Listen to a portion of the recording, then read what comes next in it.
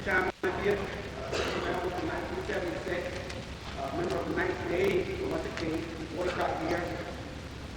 He won 10 national freestyle titles. He's an author of Wrestling Guide, and he's also going to be doing play-by-play when we see the wrestling in the Seoul Olympics. Let's give Russ a hand, and you can do it.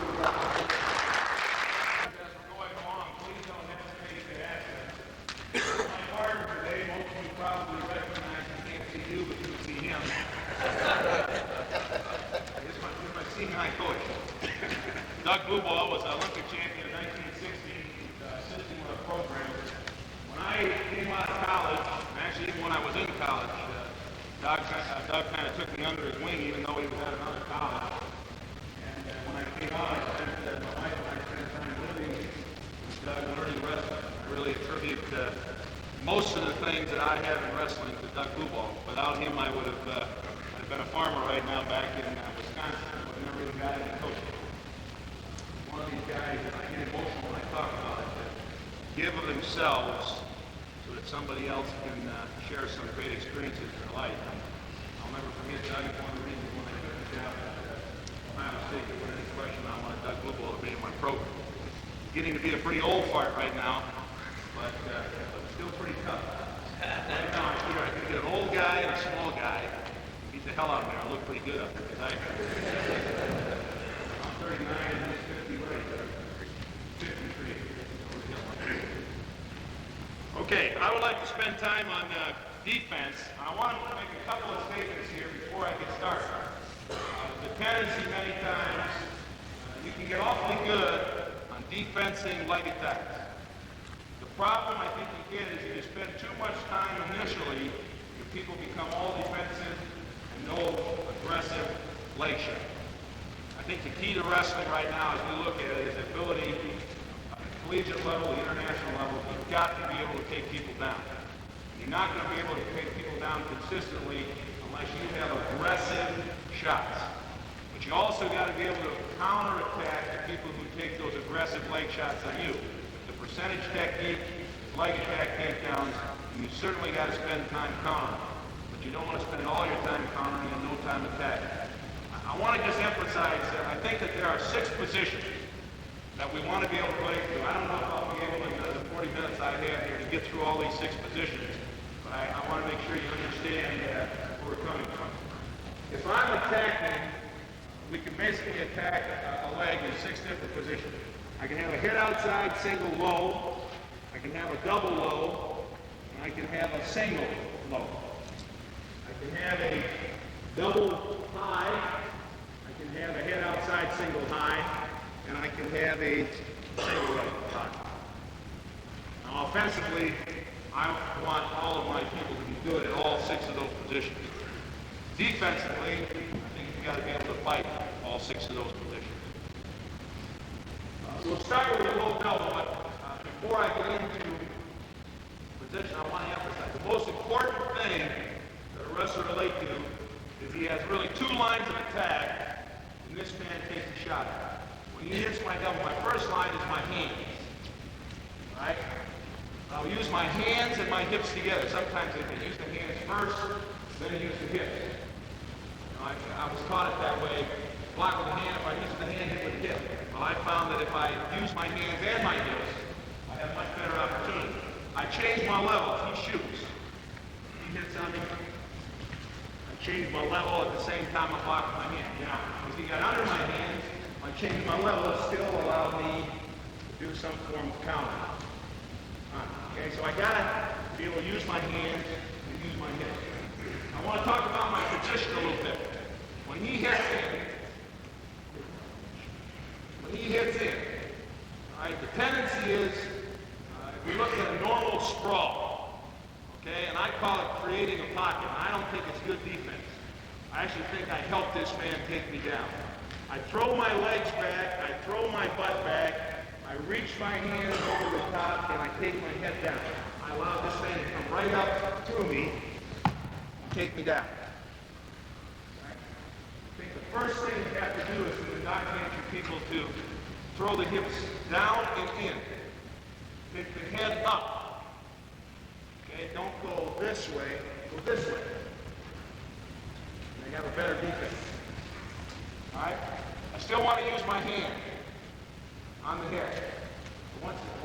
caught, hips in, legs back, head and shoulders high. My hands still work the head. From here. And the shoulder. These are the weakest parts of his body. Now work on these. First up. Now, I teach people, if I don't beat him, first thing I want to do is change his. I'm going to assume that if he hit a double, he must be good with a double. So I'm going to change him real fast. If I couldn't beat this double power, he got his hips in, I'm going to change. Now, he better be good with a low single. If he hit me with a low single, and he wants it, if I change it to a head outside, or to a double, he better be good with those. So I'm going to assume, I guess, from the same point I'm coming from, I want to be good with a low single, a low double, low head outside, or high one. This guy is going to attack me if I hope he has spent time in all the positions. I'm going to try to take him out really fast. Maybe he has to cover. Again, that's why I want my people to be good at all positions. There's no people who move the head. So, position, head up, hips in, hands controlling the weak part of the body. Okay? If that initial action doesn't beat him, change the head position. So he comes in, I'm here, as he moves underneath, moves in. Now, moving the head position, I want to slow it down a little bit. If I have a single, everybody wants to cross over their hands. Just take my hands normal position, lay it down on the head. All right? I'm also going to punch. If he's hitting me, I'm trying to take it away. He's driving in. He wants to keep position. Punch. My knee moved his body away from my hip. So it'll clear out. Okay, so punch, move. He's got the double position this way and same direction. Long side of the head. Punch, move it in. Okay? And this is the one the guys hate to drill. Make sure they wear their headgear. It messes up their head. They have a tendency, if you got guys in practice there, it's late in practice and they're mad, this is one that gets them in fights. You're doing this, move it. That's what you got to do in a match. No worries, fellas. He isn't going to get any of you. We don't have a problem. Okay, let's start with the double. Keep in mind, I've got to move the head and I've got to get hip position. If I don't have that, all the things that I think I can do this guy are no good to me because I got terrible position. Got to have position. All right, so he hits a double. The first thing that I want to do to him is to try to move him after I've got position. I want to move him. So if I hit the double, he's right out here in good position. I got to move him. The easiest way to move him is to rotate. Okay? Move this side. I can move the other side and we'll do it a little bit. But let's assume he got good position. As I move him, I'm also going to put my arm in. Now, I might have done this right at the shot, too. So it don't always have to be above. It can be inside. All right? I call this an elbow lift. Now, whether you do it as he shoots, comes into me, as he shoots, you got my elbow lift. But without rotation, it's nothing. But you see guys in here like this, and the guy pushes in, he keeps driving, and he hips him down. That's my fault. I didn't assume good position. Rotate. As I get in here, he wants to pull me down. Rotate. My body. Hips in. Now, whether I turn him down on his head, come up in control, or I simply block off his shot. And most of the time, if he's good, all I've done is block him out. If he rotates too much. So, as he's shooting, he comes in and shoots. I blocked it off. If he kept driving, if he was driving slow, I will run him to his position. Hold on. Gotta tell him. He's posting his hand, but he changed off my belt. Okay? I can teach our kids to do it. But if he doesn't post his hand down, he has no post. Right? If I get here, he keeps on the double. Now he rotates. He I go here, he posts down. Now I can rotate. Okay? Front grip. Whether I get the one or whether I get control, all depends on what you do. Okay, back. Hip. This side is going to be. You want to do this. I'm going to go the opposite way. The easiest way to teach that position I'm getting, the guy wants a fireman's carry. So what's teaching you out. Punch the hip, pull the arm, throw the hip out. If he hits, I got my rotation and everything right there. He hits the kick. Every time he hits. All right, now he hits double. I'll do the elbows lift. Same position. Same position with my hips and my. If I can get the head out of position, this guy gets extended. The last one is because he stays up. He stays up. I lace him up. I lift. Okay, and I rotate. Same time. Now he stays in. His hips are a little farther away. His head goes down. I want to run my hip over his head. Rotate the other direction. The greatest pressure that you have is torque. Downward rotation. Rotation. I want to do that.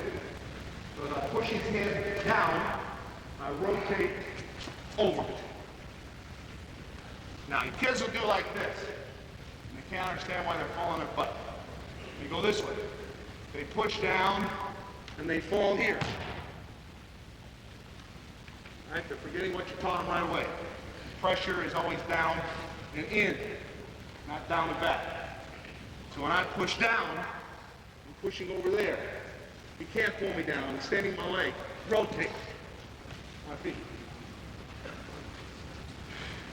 Now you teach it like drive, rotate. It's not drive, stop, jump around. Drive, hip over the head. If I go slow, it goes like this. Right? If he doesn't post his hand, he'll fall to his shoulder. If he stays on my leg, he will fall there. You have to back to this too. Again. Now keep in mind, we teach the minute a guy post a hand. All right? So I'm not going to be able to walk him over this easy. Because if he's good, he's going to drop his hand. I can't get it. But if he's pulling hard, he wants it. Hip over the top. I'm right over the top. If you have any questions, fellas, please ask me. But my direction, it's kind of, if I'm I'm pushing this way, extending over the top. I'm not trying to pull in and run in here. Push, hip, in and around. I must keep my head and shoulders high. You get a guy who also do this, and he will lose. He goes like this. And he wants to get down here, and the guy sits up. Now his pressure was great, except his position was terrible. He had great pressure over here, but he fell on his side. See, I look at a match and say, did you have a great match? I don't care whether you won or lost. You had a great match. You never got on your hip. Never. Never sat on your butt. No power here. No power here. I was here. Here. I don't have to be down here. I'm saying that I want to put myself from a good, strong position down here like this. I'm going to keep my head and shoulders up.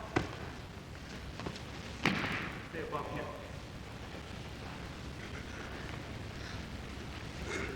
Okay? So keep in mind, my first choice would have been this.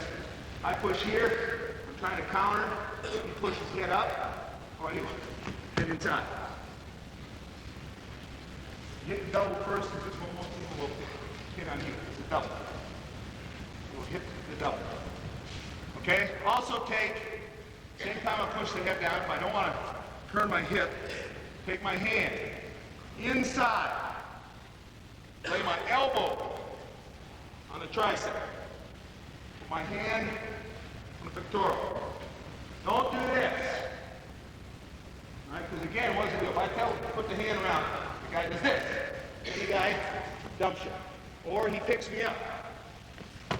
Takes me through. Why? Because I gave up my position. I want to do that. I want to sag, legs back, hand. Now I got the same position. He posts his hand. Okay? That's what we're talking about. So he thinks he's beating. Now, I'm going to take my hand off the head to the drag. Run my hip into his hip. Right? Not jump around.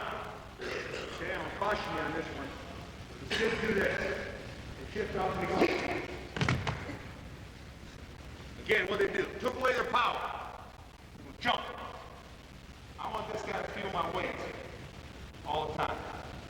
So if I was going here, take him over and he posts his hand. My hand changes off the head to the arm. My hip runs into his hip. My hand comes over, punch. Don't cross my legs. Okay, here. Hip is in. Cross my legs. What happens again? All he's got to do is pulls in, but actually all he has to do is fall down. You understand? You gotta have kids look for him. If he just falls in, I lose. Because I have no water coming in. You make him practice like this. He tries to fall in. How can he fall in? I'm driving in here. There is none. Not around. Okay, literally pushing the head down, trying to walk over, putting the hand in, posting it. Only wants him to post his hand.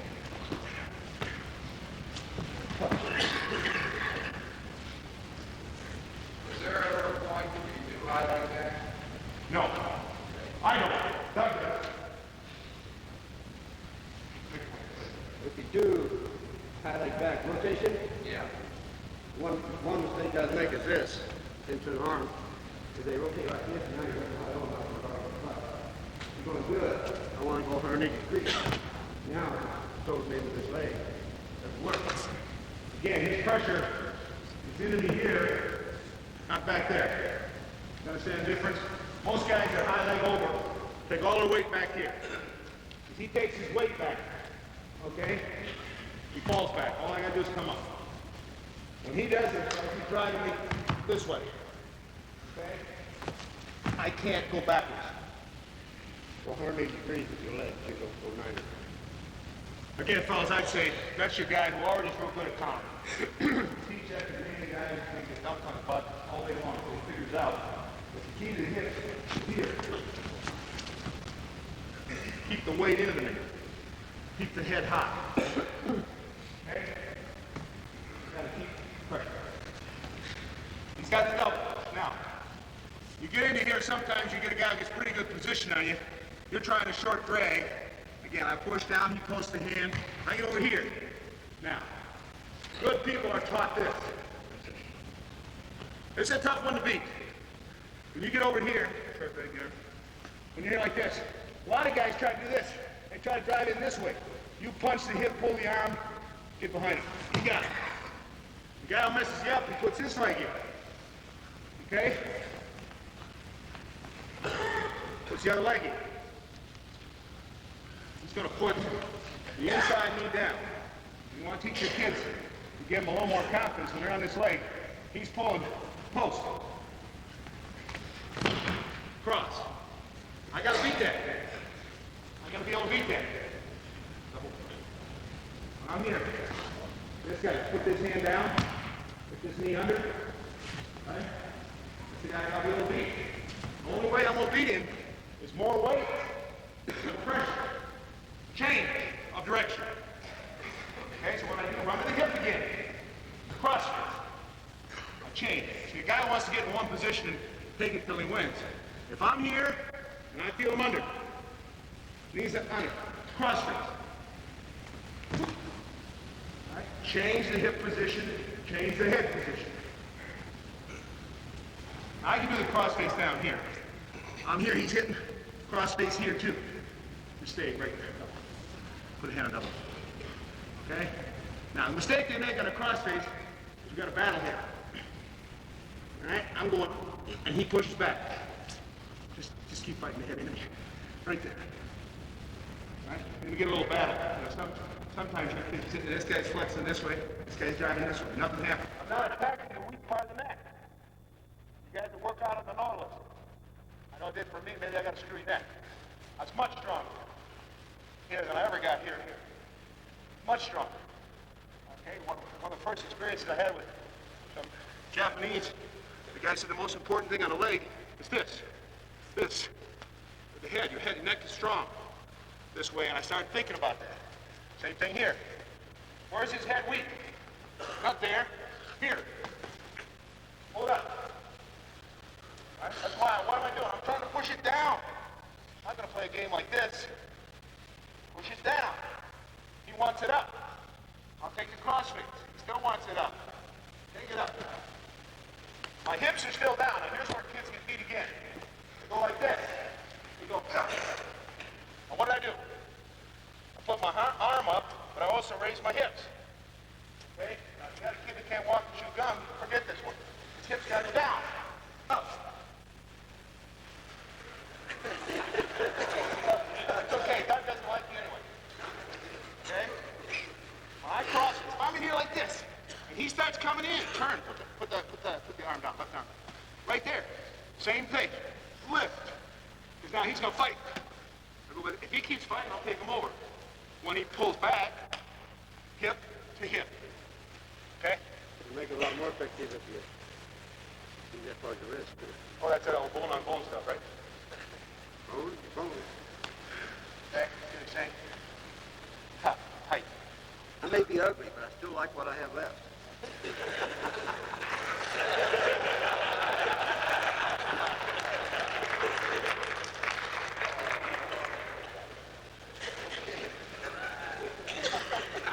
I haven't emphasized enough. Hip to hip.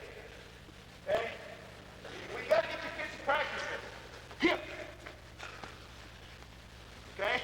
I'm trying, if I go over the head, I'm trying to do the same thing. Hip to hip. That's what I'm trying to get to.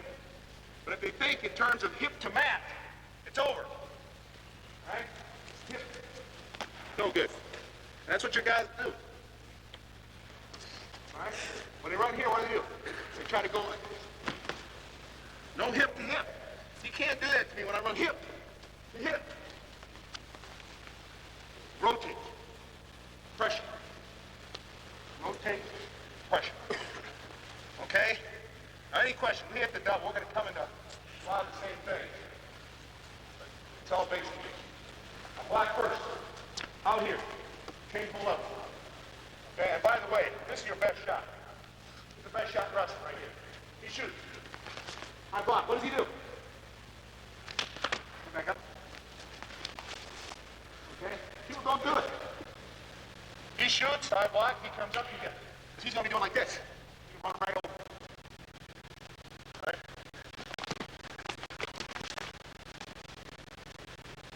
Then you guys, like my guys, go like this.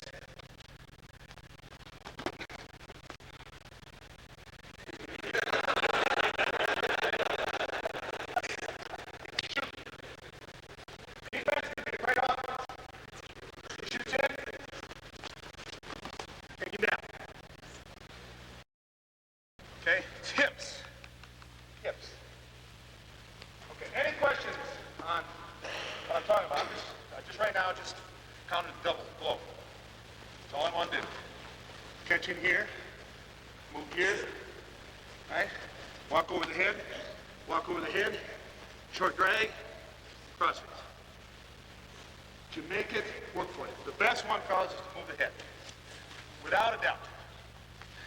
Move the head. It just messes up the guy's shot. He's thinking double. That's all he wants, and all of a sudden, how the hell I get to the single? And then you're going to do the same thing. Oh, yeah. Okay? Now, I'm going to go back to the single here now. I change it between the double and the single. Again, I can't move the head. The guys try to do this.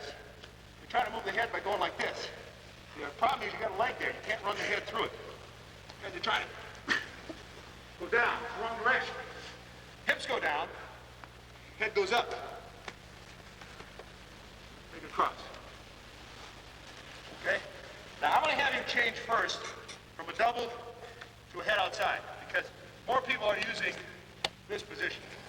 Let's say he didn't move his head. He moved his arm. He wanted to double. You're here. He comes back into the head outside position. Again, change the angle. I fight here all day. It's no good. I got to move it. I got to pressure it. The easiest way to pressure, I'll just do this slow. Whether he's got this knee up or he's got the knee down, doesn't matter. Doesn't matter. He puts it up, it's actually easier because he got more distance to fall that way. When I go like this, not this slow, put it down. Again, if your kid hasn't worked on hips, you can't do it. Okay? Guy comes in, you change it. I change it, head inside. I change it. Here, there he is. So what do I do? Hip. Okay? Now, I can go to the short drag. He comes back into the leg. Down. Or I cross face. Start this way. Then I shift and I go right to the cross. Right here, because his head comes back up. Right here. Now hip him down. Look for the elbow. Let him up. Or for me, this is a hard one for kids get good at after a while. He hangs on and his head goes down. He's going to change direction. It's right there. He wants to hang on. You all been here. Time runs out. Referee calls a stalemate. Don't try to go this way. He'll hang on to you. All right? Take. The other way here. Come here. Let my leg, you can do it two ways. Let my leg flow this way. With a 6-year unlimited mileage. Turn. My direction of pressure is this way. Now if I turn and fall this way, he lifts me up. I'll fall up.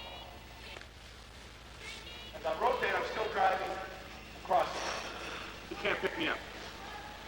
He can't pick me up. My weight's on it. If I rotate and fall to the hip, he picks me up. It's not a time to go hip to hip because I don't have pressure. Okay? Because he's down here now. It's automatic. When I go here, this direction, now I'm going to run this way. Head up. Post on the hand. This is critical. These guys will do this. Then the guy backs up and you fall off. If I post on my hand and stay above him, I will put pressure up. Now I lift my leg. Lift it forward. This hand goes to the hip. Lift. Turning through. Now, he can't get his arm up. He can't get his arm up. But the key is sometimes you go like this. When you're here and you change, the leg stays like this. His arm will come out. If I go like this, his elbow comes back. Turn. Pressure. This is the key. You're not going to pressure over here with the hip. It ain't going to work. Now I lift, forward, post. Again, I will lose it if I go like this, because he will back out. If I lift, he goes to back out. He can't back out. I'm up. Turn through. I stay up above it. He will try to turn into you. Take him back.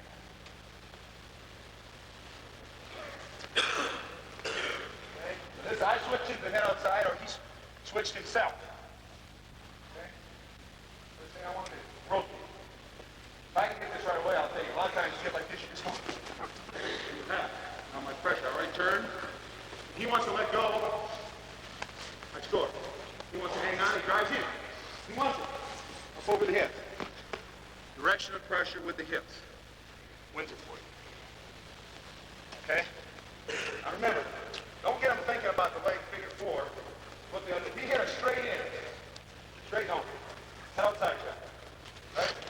What do I want to do? Most guys who hit a head outside drive straight from the point of attack. And all you got to do literally is change your direction. All right? He shoots at you. And I've got it. Okay? So we go back the other way. If I'm teaching a head outside shot, it's got to be like this. Because if he's going to change direction, I won't be able to cut him off. If I'm going like this, he turns, I lose. You hurt your arm, too. Hurt your arm. Okay? You know, it's like that. I never use this, but high crotchers. You know, a guy's going to high crotch you. Put your knees together and rotate. He goes to hit. Nothing there. Right? It's the same idea. I usually explain at least the concept. And I don't want my guy sitting there hoping they got a high crotch so we can do this. Okay? But it's the idea. I'm going to do the same thing when he hits me. Rotate, hip, turn down. Cross face, short grab. He gets my leg, tight pulling down, change, rotate it. Direction, this way, not back here. Now I may just let it go, score, but if he drives into me, run it, up, pull. Okay? Any questions there on the head outside? Same idea. I can also do the walk over the head. If I get this guy's head down. Now understand, everything's explosiveness with the hips. I don't do this slow. He's walking in. This works best if this guy decides to put the inside leg up, which is really dumb, but guys do it. Guys do it. All I'm gonna do, drop here. Same thing happens. Oh yeah.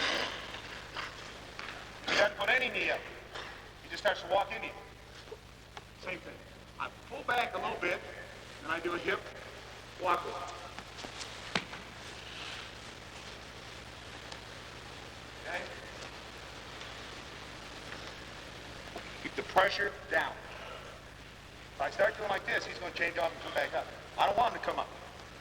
If he can come up to his feet, he's got a better position. I don't want this guy to come up. Hip into him. Hard as I can. Always keep your hands on something. Always amazes me when kids are countering the guys like that. This hand is critical. Pressure. Hips. Beat. Okay? All right, single leg, low. Okay? He's got a low single. Hip inside it. Gets in there. If the guy puts his head down on his shot, I'm going to push it down. Then drag. Guys try to do this. Taught short drag, and always when the guy shoots the go, the guy's head's up. He changes. I lose it. Push the head down first. The hand on the head slides in. Then my hand drops. My hip goes in. Now stop. Now, point here, the only way to get your people good at this is to have them be here. All right? We go. So, this guy's going to get pretty good at posting, walking his knee under, lip barman, rotating. I got to be able to beat that. I got the better position, fellas. Just because guys win on this doesn't mean my position is better. It's just that I'm not good at it. If I'm good at it, he's going to have one heck of a time scoring. Position. Okay? Push the head down. Short drag. Punch the hip. And again, they got to do this one over and over. They push down here, punch. Into it. I took away all his drive. I do it like this. He's got the punch, I got nothing. Again, what happens? I push down, I go to here, he moves back in, I try to punch, I don't get it. He starts to lift his head up, I move it outside, he drops down. It's pressure. It's just like your attack, fellas. You get one setup, one takedown, you're dead. You got 5, 6 counters from 3 different positions. You can beat a question.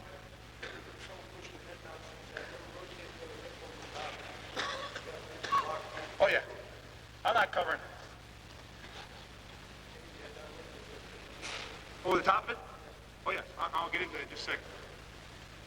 Okay, I don't want to go over the top if I can help it. See, freestyle, guys like to get stuff in here, and it's good, but you teach your beginning kids to reach over the top of both arms.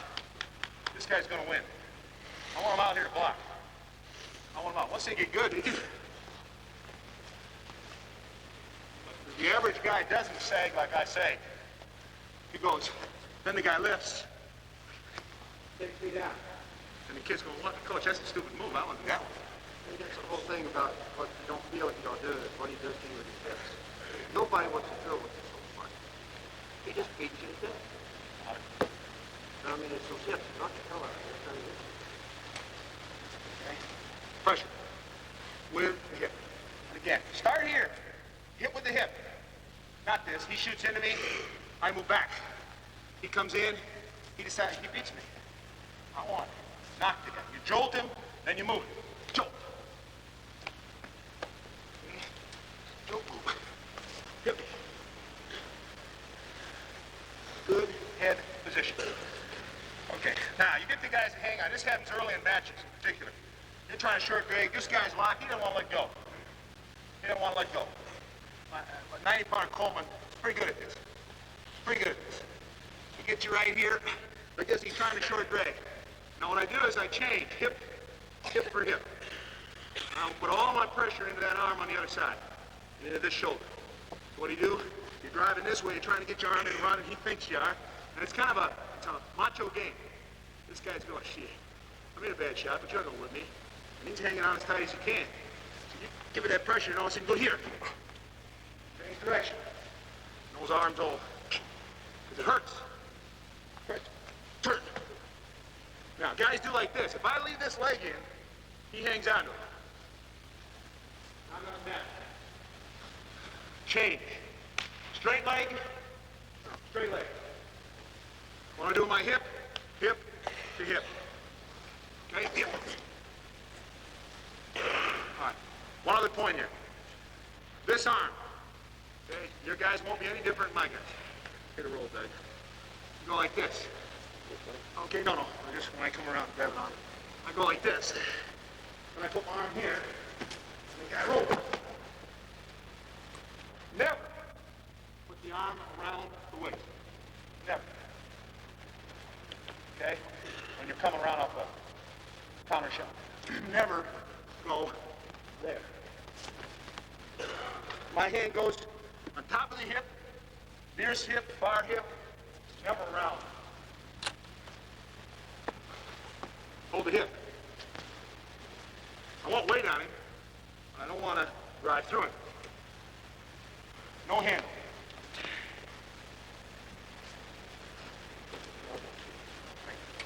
Let your elbow go. Now, my head stays up. Again, your guys are like my guys. Here's what'll happen when they're drilling. And here's the guy gets pretty good punching. He runs over this way, like this, gets over here, and his drive turns into something like this. Right? Too low. This is the power, not this. Two things. When I'm pushing like this, all this guy has to do, first of all, he catches my arm, he rolls me. Okay, the other thing he does, all he does, with his hips, see, I started like this. Get this.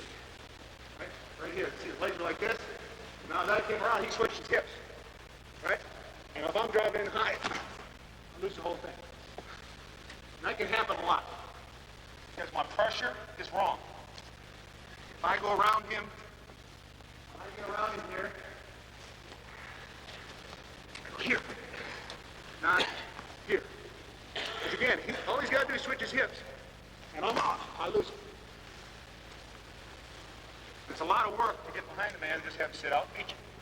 Rotate and beat you. All he's doing is good hip position to beat my poor hip position. Okay? Any questions on the down counters? Any questions on the down? Okay, now he's going to want to come up or he's going to shoot up. How much time do you have? 7? Yeah. Okay, touch these real quick. You got a high single. This is the one that most people want to get to. Okay? Now, I think if he gets my knee above my hip, anything I do is going to get me in trouble. I don't want that knee that high because he can do a lot of swinging. I want to pull it down. I want to pull it down. The easiest way to pull it down is the same thing I did when I attacked him. What do I work on? His head. Okay? He wants to be out there. He wants to be out here. He wants to get high. I'll pull my leg down. Extend it. I don't push into him so he can jump into my butt, right? I'll push in, he backs up. I fall down. When I pull my leg down, I don't push in. Down. He goes down. There's nothing there. Right? As I pull down with my leg, I push up with my hands. If I go like this, it doesn't accomplish a thing. Up. Pull it up. All right? Same time. Now, if my knee does get up, sometimes I do, I rotate. All right, limp leg is essential. But I'm going to limp leg, but pull my leg out here, pull my leg out here. Prefer to go here. Push the head up, rotate. Push the head up, rotate it out. If I push the head down, can't rotate out. Okay? It's called go to the hospital, rebuild your knee. Okay? If I push the head up, you can't do it. Read up. Bring it up. Can't take it because I'm not pushing down. Maybe you want that little change of pressure helps. Push up. Lift. Pull.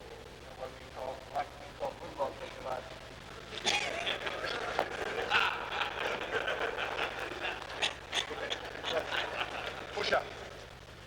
Turn. Now. Change the leg. The heel change it, fellas. This guy wants the leg. Some guys like to have it there. The minute he does, rotate. Now, I'm not going to stand there. I'm running. All right? Turn. Push away. This is why the head is so important. If I do this without the head, he comes into me. If I push his head, he can't come into me. All right? I just got the head. He can't push into me. It's not to push away. Feel out. Okay? You can do the same thing on a mat. I don't. It's all freestyle. If you get a guy, everybody's shooting the angle single. Right? Angle here. Right? They drive in. You come up. Or do like Jimmy does, reach across the line. Reach there. Okay? So what do I have to do? If he gets that angle, push it down. I'm just as heavy sitting on him as I was laying on him. Just as heavy. I stay here. He wants to come up. Only one minute to get out. Push it out. But you can score. Spin. You can score. Step over. Figure four. Okay? Now, those are more freestyle, but they work. Kids can't be afraid of it. He got the angle on you. What happens here? The guy goes like this. He's going to move the guy. The guy drives into his knee. Ligaments. Gone. Right? And I created that. There's no reason for me to have to do that. Knee down. Can't tear my ligaments. Can't hurt him. Driving his knee into the mat. Can't hurt his knee. Pressure this. Don't put my knee down. Move it up. Spin.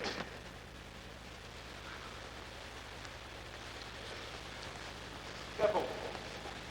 This. Take him around. It's no different up here. Stand up. He's up. Push. Push. Knee down. So I'm waiting for the guy to kind of rebound. As he goes to rebound, up, the other way. Leg comes out. Now, if I was pushing hard, I'll hurt my knee. Don't hurt that. If I'm going like this, push it down. Ah!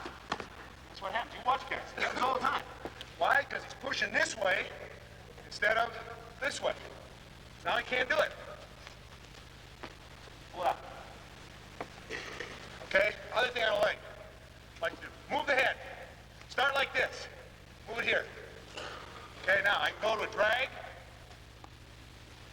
What I got to do is drop my foot at the same time. So I go down. Or I just pull out. Okay? Elbow. Pull it out. Elbow. Don't work on anything but that elbow. This is no good. This is no good. Right there. Feel it up. Feel it up. Elbow, slide down. Feel them off. See, I think it's harder to counter low than it is to counter high. Just the opposite. People think they're better off up here because I'm on one leg. I think this is easier to counter. Change. Foot down. There's your best shot. Counter, chance attack. He goes. Backs off. You hit it. If you can push the head down, all the same stuff we've been working on.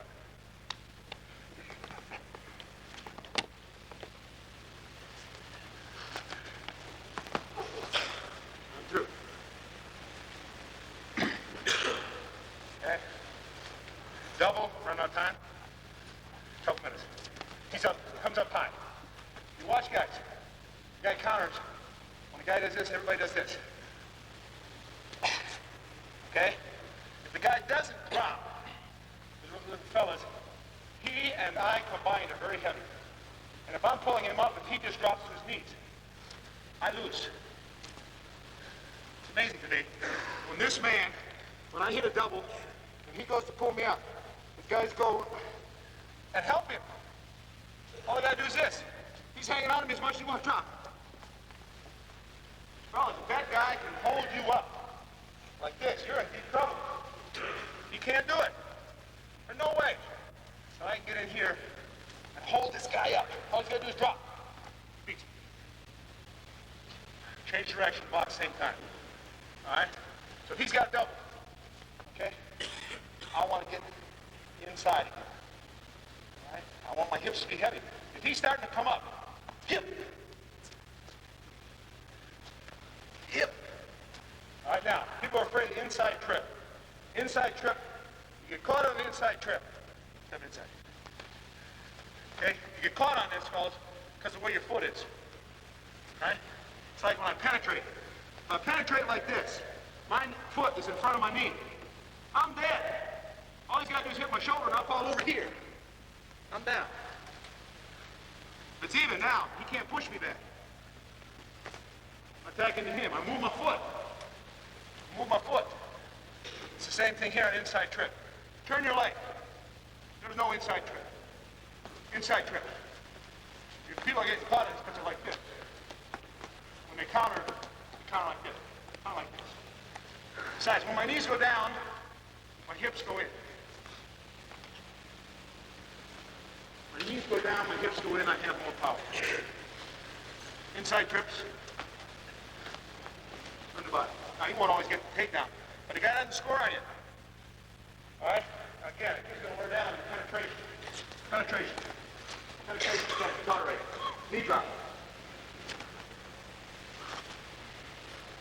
Now, again, now, I'm going to end up over here.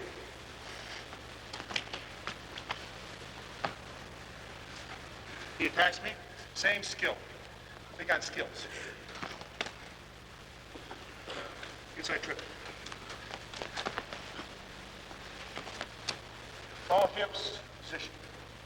Hips, position. You got you have a technique or a drill that you use to teach kids to flex with their hips? You just do this right here. This is the only place to do it, fellas. You start like this. All right? We go. I mean, why create something that they don't do? This is what they're going to do in a match. See, I'm not big on this, you know? Okay? Just, drills like this. Okay, one guy put his arm behind his back. Who the hell wrestles like this? I don't think. I don't want to teach you how to wrestle like this and then say, all right, now put your hand here. What the hell we do this for? This is where I'm going to be. Just like this. My leg is in, my hip is not.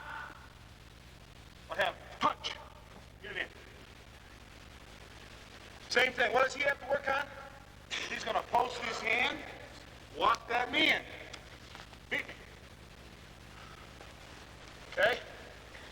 The only way to do that is drill it over, over, and over. And this one too. He shoots. Double. Take him down. How's your kid going to get good at it? He does it over and over and again. He hates it. Every time he shoots, I'm like, shoot. When I go over the top or underneath, it doesn't matter. I still shot. How do I learn it? By doing it over and over and over again. Okay? I emphasize a lot. As far as it takes a long time. I don't think you can teach people your philosophy and skills in less than 3 years.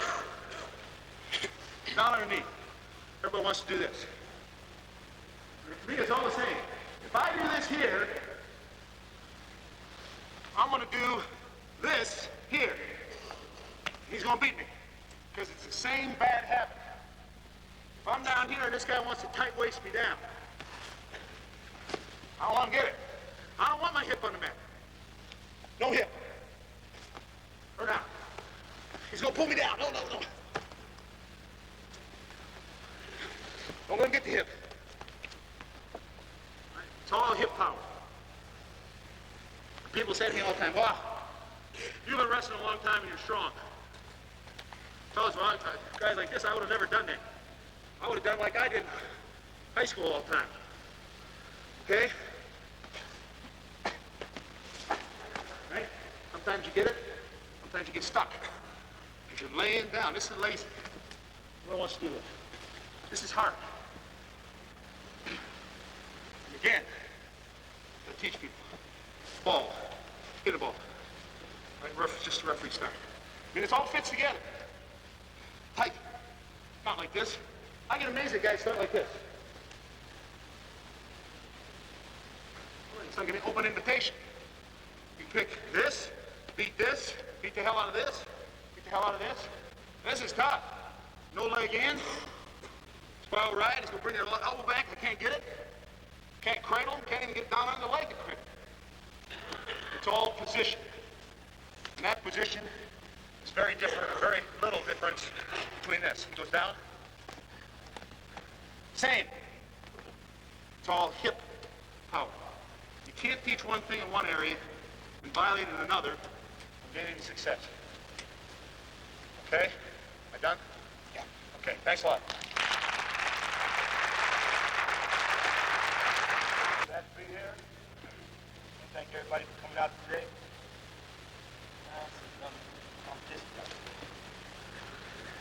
Okay, what I want to cover today is positioning from the underhook situation. So many wrestlers today only use the underhook as a defensive tactic. There's so many offensive things you can do from the underhook, and I use it today. I use it just about every match, and it works pretty good. A lot of things that I do from here is positioning, head position, feet position. Okay, what I'll be showing is attacks from on this side of the body, from the underhook position, attacks from the other side of the body, and also defensive attacks from the underhook position. And a lot of positioning that a lot of the American wrestlers do is when they're in the underhook position, okay, they're so defensive minded, they're just trying to keep this guy off. Okay, and they're not really thinking offensive. Okay? When I'm in here, I'm constantly thinking attack. All the time. I got good head position. I don't want to sink this underhook in too deep. Okay? You get carried in there. You get outside carry. That's about the only thing that I think that this guy can do off the underhook is carry, or an outside carry, or a duck. Okay? The only way he can penetrate if his head is in position to score. Okay, if he's got good head position here, it'll be hard for me to penetrate past his head. Okay, one thing that I learned when I made the change from collegiate style to freestyle is that when you're competing, head positioning is very important. Okay, the referees really get on you about burying your head, blocking the guy off. Okay, so when you're in position, you never want to stay in one position. You want to change it up. So from here, and I'm looking for my offense, keep my head in, and now I'm going to change, move his head, stand here. Okay. So when I'm in here, I'm going to make sure I get good hand position, and I'm going to keep my feet moving. When I'm in my underhook, I'm watching his feet at all times. Okay? My eyes are on his feet. Make sure I know where he's going. My other hand is either here, in good position to stop his offense, Stop his carries. I'm coming to the far inside out. Here. Okay. My offense from this side of the body. Coming here. My underhook. My head's in position. Okay. Now everything is open. Anchor picks. Fireman's carries. Ducks. Knee taps. Okay, my favorite thing to do is in here is anchor pick.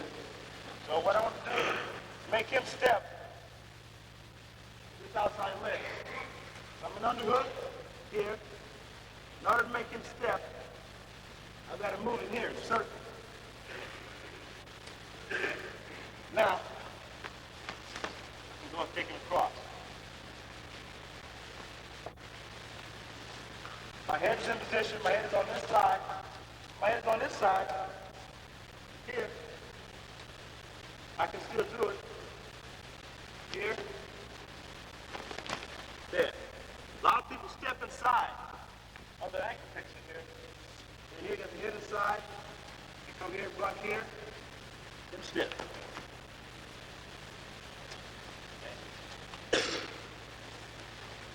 You can do it from the inside position here. Blocking here. Step. There. Now, with my underhook, just going to drive straight through it. Here, head's in position. Okay. Here, step. Okay, a lot of times when I'm in that position, I'm in my underhook, and I go to take him across. Sometimes his leg comes in front. I have so much power taking him across here that his leg comes in front. I end up stepping behind him. That's okay. It happens a lot of times because it's like a misdirection. When we go, it's kind of like you want to use a hip toss. Okay? And open up this side here. I step behind it. It'll still work.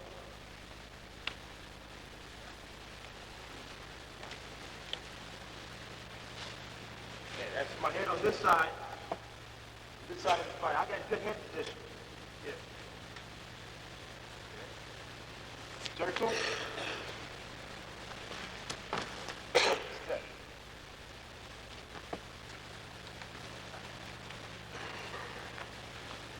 His head is on this side. Okay. And I feel in wrestling, you can basically feel when a guy's got an open shot.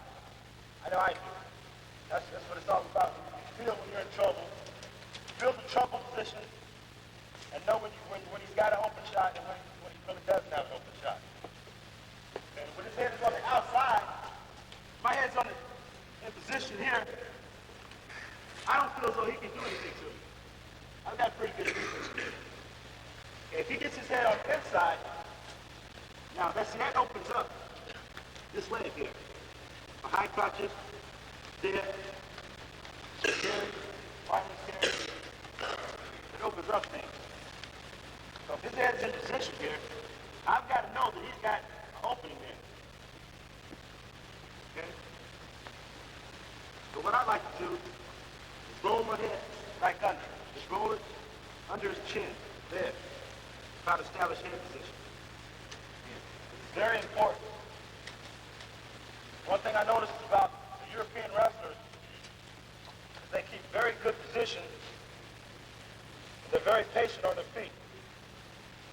It took like a year before when I was in college, I always felt like I had good position. Then I started wrestling the Russians. I always felt like I was out of position because they kept such great position. I'd come up the back, I just felt like I was a clumsy ox because they just kept great position in here, and they're good, and they're solid, and they're patient. A lot of things that I noticed in college wrestling, and high school wrestling, grade school wrestling, is that our wrestlers are not real conscious about the outside back. They will allow the opponent to drive me off the mat here. Okay? And settle for that. Come back to the middle. And start over. One thing in freestyle wrestling, a guy gets you to the edge here, and if he just drives you out, they can give him a point. It's a judgment call.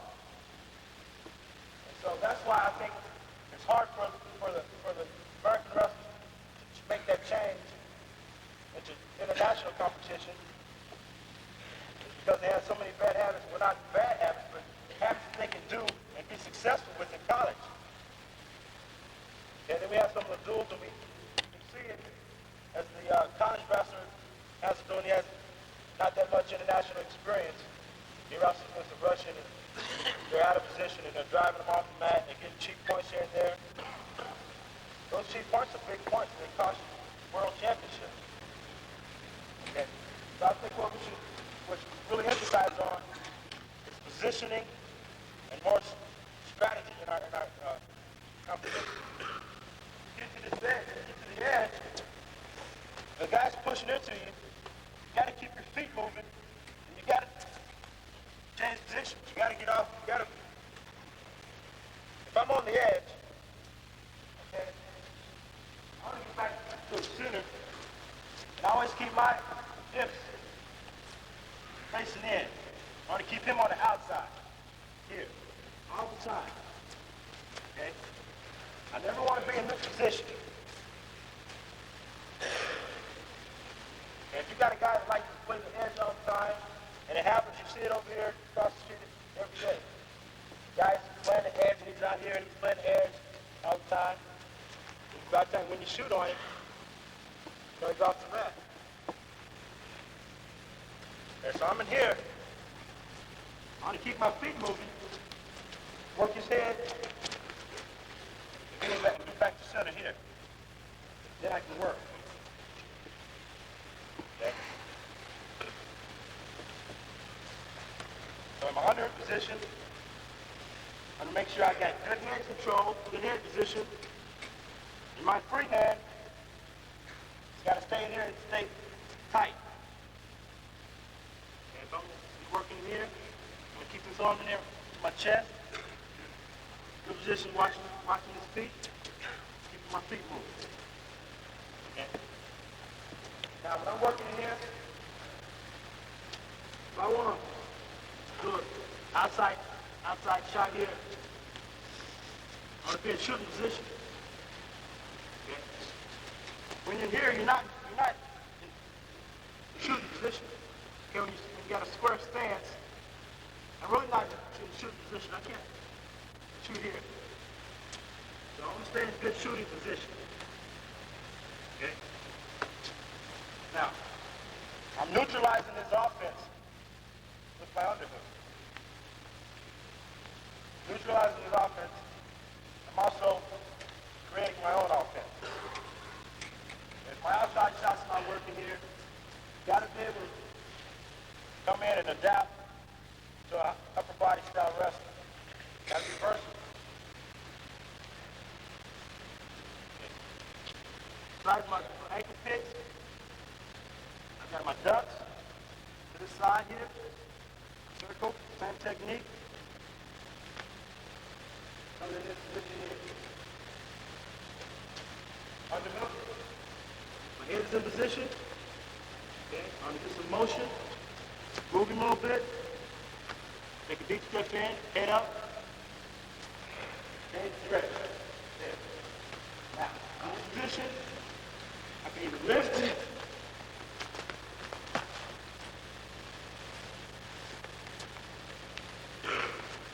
Underhook. Head's in position. Inside out. Motion. Step. Here.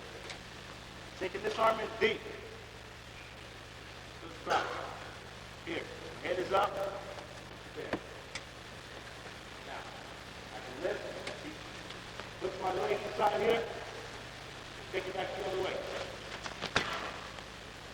There.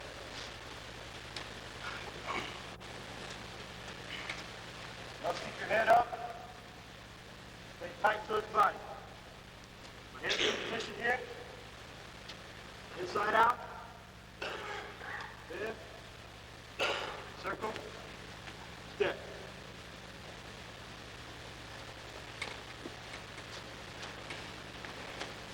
Step. Hands ready.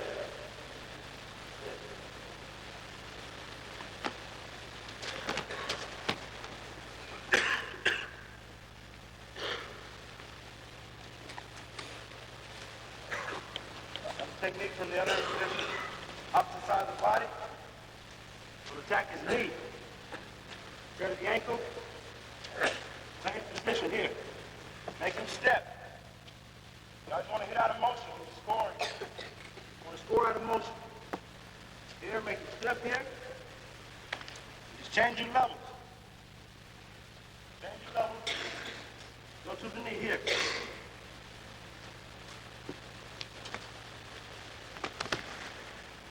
Drive through it. Big part of this, changing your levels, driving your feet. And get a lot of guys in this position, they come here, when they change their levels, they're trying to use their upper body. Okay? Once you change your levels, you got to drive through it. Explode. Underhook. Good position. Watching his feet. Okay? Now, as soon as he steps, changing the levels. Explodes through it.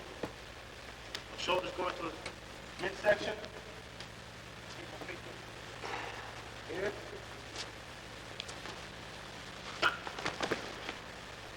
There.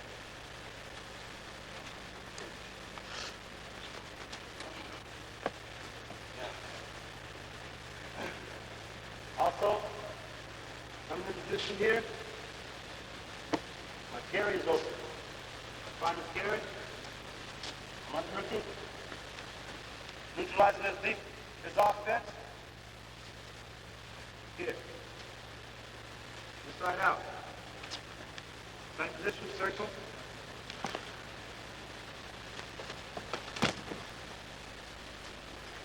Releasing from the underhook. Here. Inside out. Circle. Release. Go straight to the leg. Notice how I'm changing my feet. When I come here, I was like, my feet was this right here. Change my feet. There. Focus on the care. So many opportunities from the underhook position. You just have to be offensive minded, not defensive minded. My head is in position. Okay? This hand's in here. Roll my head here. Move my feet. Don't stay flat-footed when you're in these positions because you get caught. Sometimes you got to be smart. Keep your knees bent. You want to be in a straight leg here. You sure don't want to have his head in position where I'm forcing it to him here. Trying to pry him up. Now the guys get in trouble when they try to force that underhook, drive into him, and the head's out of position. If you don't put pressure on this guy, your head has to be in position. You have to be in good wrestling position. Knees bent, head in position, here. Okay? Now my hands in good defensive position, so if you try to shoot, I can block it here. Okay? So I'm opening up this side. Underhook, circling. Okay. Now we finish.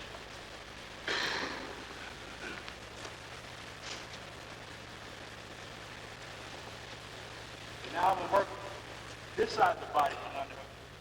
On this side. What I like to do, when I'm here, my head is in position.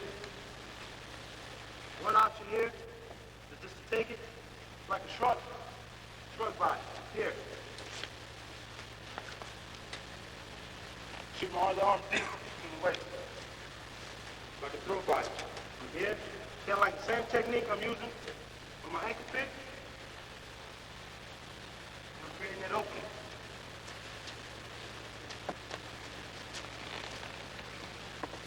And take it here. Leg high. And I'm shooting this arm to the waist. There.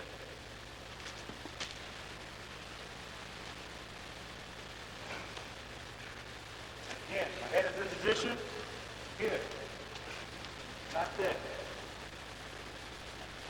Even though I still think I can do it, if his head's on this side, and I want to get his head on the opposite side, it's no problem. I can still get it. Got him level. Head's on this side. Okay, depending on what he's doing with this arm, okay, if he's outside, that's great. See, I can... No problem. Head's inside. Same thing. Any questions in that position? So far?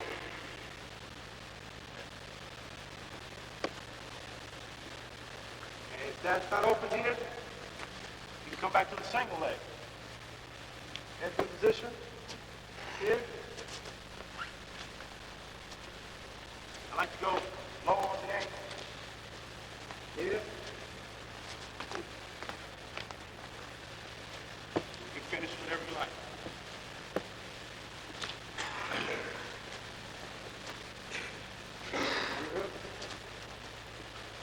Lift it here.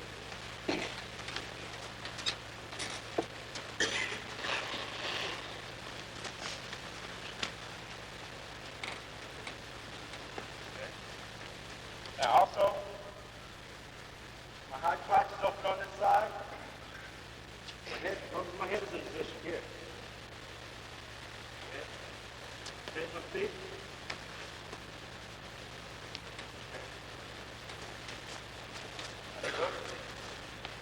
Motion.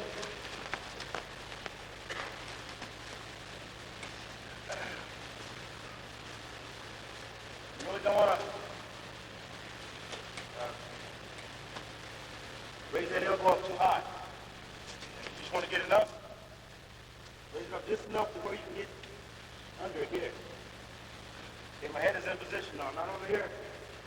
Trying to get over there. If his head's in position, it's hard for me to get there. So either I roll his head out, put back, roll my head under, get back in position. And another thing that I noticed is that a lot of wrestlers, once they get in strong position, they're still waiting. Once you get in strong position, you should explode. You should not waste time there. Okay? So if his head is on this side, and I roll my head, as soon as I get in position, I'm gone. Okay? There's no need to wait any longer. Once you get in strong position, you got to take advantage of it. You got to teach your kids that you got to teach. You got to teach them to take advantage of the situation. Once I get in strong position, there's no need to wait. You got to explode. Get to it.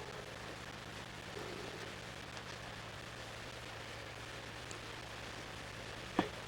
Your position in here, bringing the guy down. Okay. If I'm in here, I'm trying everything, and he's blocking me with his head, which is great. Get this attack. Keep your head lower. Just block me with the head. I can't get over. I'm trying to get under him. Keep a good head position. Bring him down. Front headlock position. There. And whatever you like to use in there. That's a good defensive tactic. Just use your head. Use your head. You can't penetrate your, first you have to penetrate your head, then you have to get past your hand, then your head. Your head is first. If I can't get past the head, which a lot of the Russians, when they block with their head, it's hard to get under them. You end up getting impatient and taking a bad shot. They spin it around. We're here and they're going and can't get around and we're taking a bad shot. They spin it around. Okay. All right. 1 minute left. How do you get into that under repetition? Okay. Now, on my underhook, can I just wade into them and let them reach? Either they're reaching, getting there, or I'm just pulling his head down. So when I pull his head down, watch his elbow. Elbow block. There. I'm coming in here, good position. There. Okay? All right, you get there. He brings his elbow, lays his hand on the under. Right. Right. Okay. Do not want to sink yourself because your underhook is so deep to where he's got it. Keep it there. And if he clamps down on it, as long as your head is in position, he really can't stop you. If he's clanking that a little tight, I can still do anything I want to do if my head is in position. From the score position. Your head is the key though. Your head has to be in position here. Great. Again, you have to notice and recognize your trouble position. Okay, if you feel the guy has got your elbow in real tight, you really can't work in here, you got to get out of there. You got to change it. You can't stay in trouble position and let him work his offensive tactics on you. So it's all about moving your feet, staying in good position, and watching his feet. I always got to keep my eyes on his feet to see where he's going. Okay? Keep my eyes on his feet.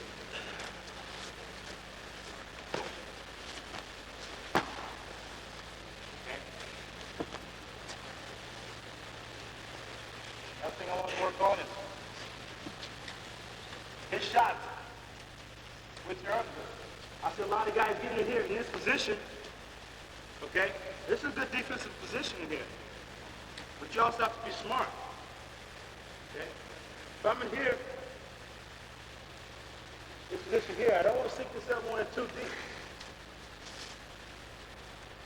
Okay, I want to keep the shot on. There. Now, what I used to do in high school, I still work it today. It's just a little pancake. I'm here, okay, good head position, and a lot of times, the guys will raise up this foot here. I don't know why, they do. But it's just like, see, the whip over is not a power move. It's a positioning move. It's not power. A lot of guys get the misconception that it's trying, but it's not, but it's positioning. Okay? Once I extend this guy here, it's easy to take him over. Very easy. I can always take him to the hip. And if I can't get the whip over, here, I'm coming to the wrist, also on the other side. I don't want to get too much getting too deep on this side because they can come back and catch the arm. Exactly. You know the truth. Okay? So I come to the wrist, extending. Now once I get into his hip, a lot of guys recover. That's so I can get around. Okay? Here, come to the wrist, take it to his hip. Now with this arm, with the underhook arm, you're going to yank it back out to your side. You must get behind this elbow. From here, underhook, come to the wrist. It's posting out here. Take his post away. Okay? Here. Now, there. He recovers. Get back behind. There it is. Okay. Any questions before I go? More questions? Okay. Thank you. But I'm going to start out with the head outside series, and then I'm going to try to get into some moves off the stand up and some moves off the bottom in the second half, and we have some time. First of all, most of the things that I like to cover on my feet deal with some type of of head outside positioning, whether it be a high crotch, whether it be a duck under. I like to have the position with my head outside. After watching Russ a little bit and seeing all his counters to singles and doubles and high crotches, I don't know, maybe these things, it's hard to work these things, but I think it brings a point that the setup is so important. And I think probably that's where, on the younger level, what we find with our freshmen, with the younger guys, the thing they have to work on most is the setup. You know, they have pretty much, when guys come into our level, they pretty much have a pretty good penetration. They can get in on things. However, sometimes they feel use some kind of setup or some way to clear the arms. So I like to get into first the positioning on the head outside. I'm a firm believer in concepts. I think that when a wrestler gets certain concepts, you can carry those concepts through. For instance, if you're in a position with your head outside, it's real important that you be able to drive the weight to the far leg. It's also real important that you have an angle. And as you noticed when Russ was countering any kind of head outside positioning, he was just turning his hips this way. If I take a shot square on Jeff here, and he turns his hips in this type of positioning, I'm going to be hurting right here. And you see more and more shots lost that way. Because the guy forces a shot, or he gets a little bit overactive, and he emphasizes, taking that shot or forcing it, gets himself out of position. Where the key is to get himself in an angle. So I believe that anytime you hit a shot, you head outside, a couple things have to happen. Either you've got to be in a position where you're already at an angle this way. So my angle is from the outside in. So I wouldn't attempt to take the shot from here. I'd take it here. Either that there, or else in some way, I've got to make him think, and I'm going to go to this leg. He steps it back. Now I can come here, and now I can, again, get the same angle. So the important position is be here. So that I can drive across here, not here. And just a little bit. It's just the difference of here or being here. I think that all starts with how you set the move up. Now, most of the time when teaching this and when teaching it to the younger guys, everybody does a double leg, feels pretty comfortable with a double leg. We just teach a basic penetration step. Just like to teach them that when they step, get in close enough, again, keeping that knee, foot, shoulder alignment here. Anytime a knee hits, if I was going to do a double, as soon as this knee hits, this foot comes up. And here's where I think the head outside concept comes in. Blocking here, driving here, step across. Position like that. So in teaching, the very youngest at the first level would be coming here, just taking that penetration step, making sure that the timing between this knee hitting, this foot coming up, stepping across is so important. So if we get to this position here, like this, I have that angle. Now, I do this, all the time at camps, and with our young guys coming in, you say do penetration steps. This is how they do it. They go here, here, here. You go just like that. Okay? I think that's totally wrong. So if I did a penetration step like that, and I started stepping here, and I came up with this foot here, that's going to squish me. All right? If you do something like that on a Russ Ellis, something like that, that's exactly what's going to happen. When this knee hits the mat, here, even though this foot comes up, the whole key to anything with your head outside is getting this angle. But as this knee hits, I'm not staying square with him and going here. Actually, what I like to say is, like, use this line here on the mat. This knee hits on the line or in front of the line. This foot's not going to step up here. My body's square. It has to come behind it. That's what my drive is. This way, here. So from this position here, I'm not going to step here. It appears that I'm stepping past, but that's because only your body's turning. But actually, if you look at it again, there's the line. If I step here, it's going to sit me back. And that's where guys get beat so much on it. Right? Instead, if I'm here, drive across this way. If I step past here, it's only because my body has turned. Drive across. So it's just a little point, but it's so important when teaching any kind of position like that. Right? You watch your guys. If they're having trouble, they're getting in head outside single positions, and they're getting sat back here. It's probably because this leg is up here. So they either have to change where this foot comes, or they have to change their body position by coming here. Right here. In that position.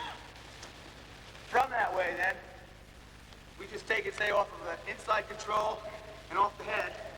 lowering the level, coming down, taking this inside step approach right here. Coming to this position here. Right from here, there's the drive.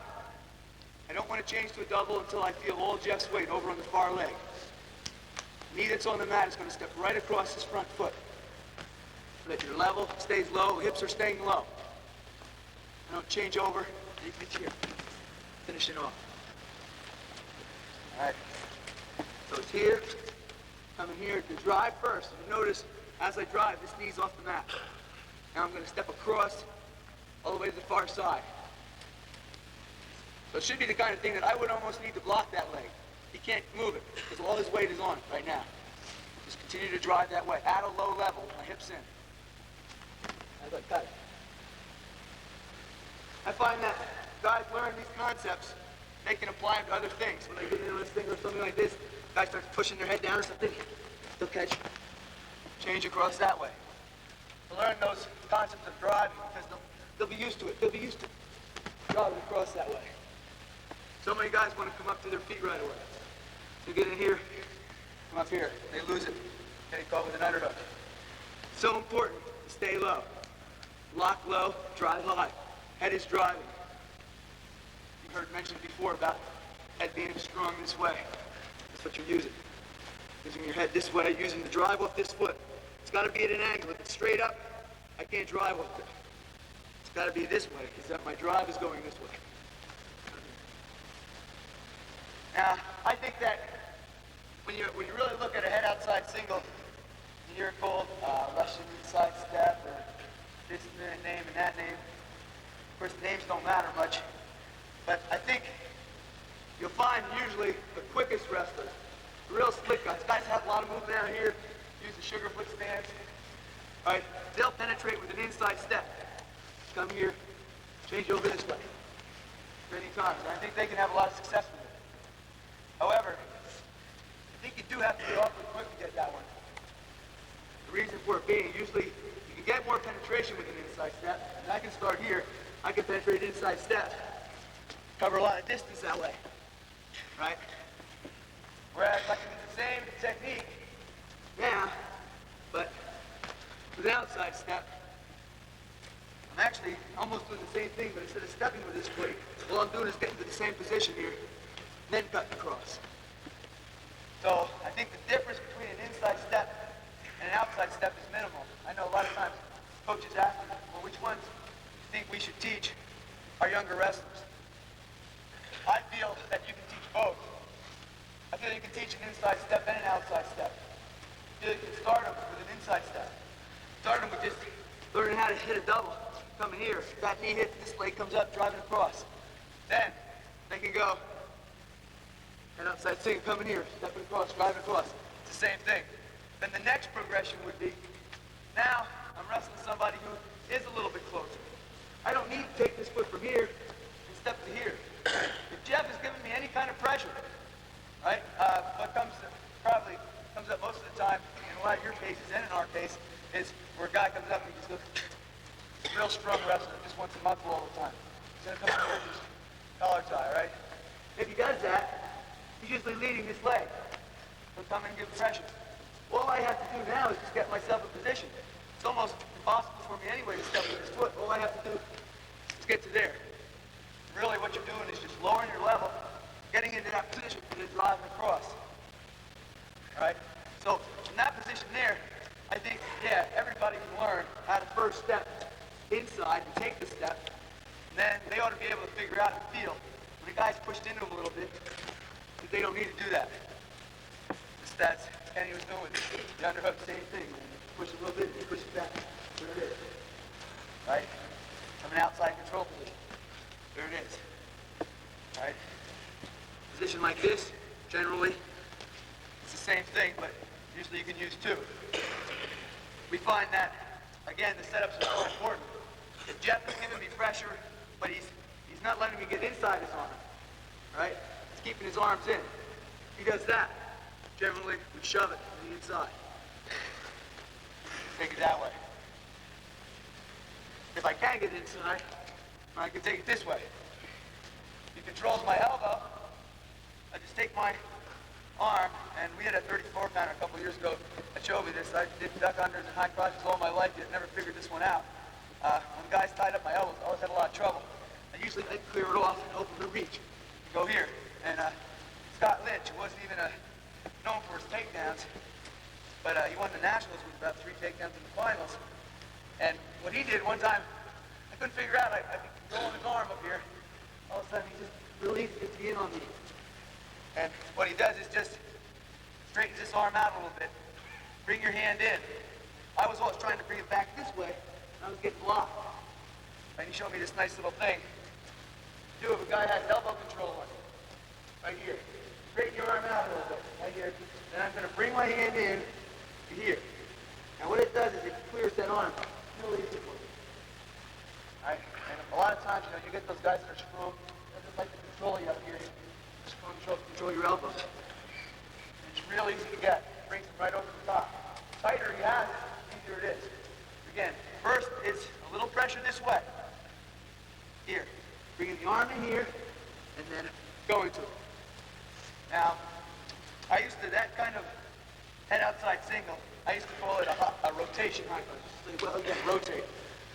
Personally anymore, I've kind of gotten away from that.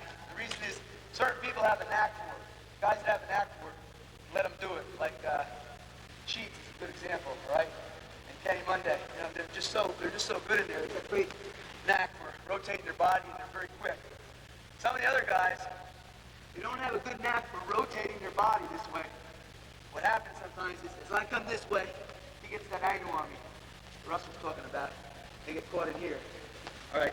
So what they've got to do is vary it a little bit. They've got to come here. They've got to concentrate on just bringing it in, flipping it here, and drive it over right away.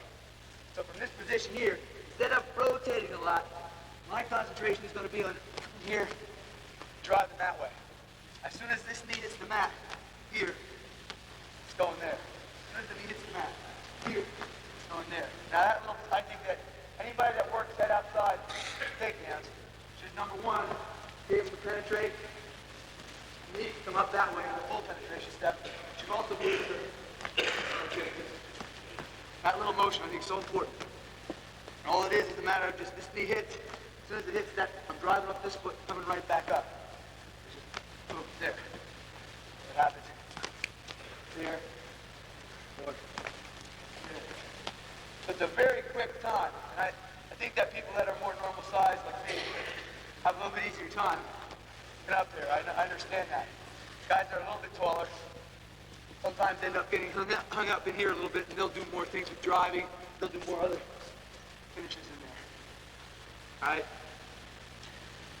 By the way, if there are any questions, as I'm going over this, please just raise your hand. Otherwise, what I'll do is I'll go through the head outside, and like I said, I'll get on the stand-up. Okay, again, I think that if you watch the finals tonight, you're going to find, you scout opponents and you see, okay, what does he have? Usually we say, oh, he has a single to his right, head outside to his left, or single to his left, head outside to his right. Almost every wrestler, every good wrestler, has a good leg attack to each side. And I'm a really firm believer in that. I think that you can get yourself to be the best you can become. You don't look at this guy as, well, how many things does he have to do?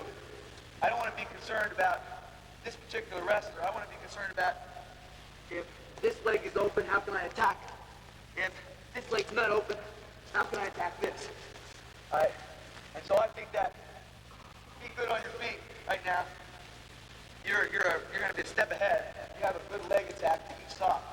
But, it's so hard anymore to exactly, sometimes you get in a tournament like this and you can't really scout a guy exactly. You just know you've got to be able to feel where he's weak, where he's strong. And that comes probably the first minute or so of the match as you move him. See how he reacts when a guy moves him. Start to move him in this way. I feel he's a little bit awkward stepping there. That leg's going to be open. I feel he's leading this leg because he's pretty good at countering it. To me, I might take to it, go to this leg because maybe this is the one that doesn't like to counter. So I think a good leg attack to each side. And every kid could get it. No matter what their skill level, they can get it. Because it's not so much that it takes that real deep penetration. It just takes a matter of position.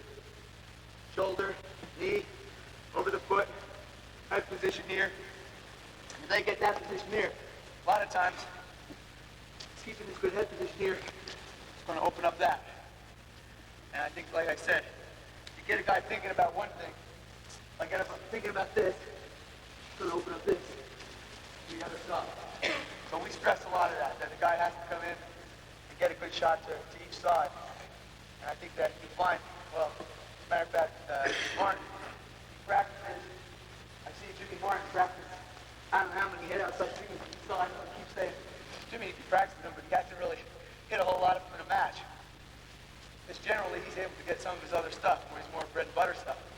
But the thing is, I still think it's important that he practices hundreds and hundreds of them. Because there's going to come a time, maybe in a match, where you can't work the guy's head down, and you can't hit this single, and then that's going to be there. So, you know, that's where I go with that philosophy. I feel pretty strongly about it.